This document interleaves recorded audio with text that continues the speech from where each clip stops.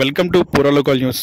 ఉమ్మడి కరీంనగర్ జిల్లా స్థాయి క్రికెట్ పోటీలు మానకొండూరు నియోజకవర్గంలోని దేవకపల్లిలో ప్రారంభమయ్యాయి.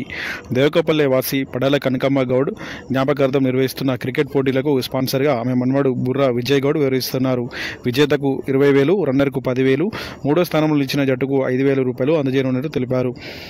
ఈ సందర్భంగా అతిథిగా హాజరైన మాజీ సర్పంచ్, బీజేపీ జిల్లా నాయకులు కరివేద మహిపాల్ రెడ్డి మాట్లాడారు.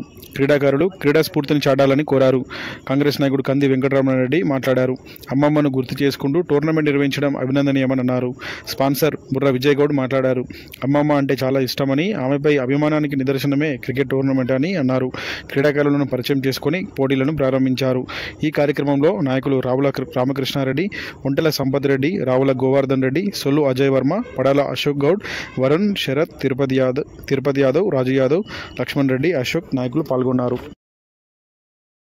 జరిగింది. అందులో భాగంగా ఈ చుట్టుపక్కల అన్ని మండలాల నుంచి ఒక 30 నుంచి 40 వరకు పోటీ పడుతున్నాయని ఇంతకుముందే సంతోష్ చెప్పడం జరిగింది. దీనికి గాను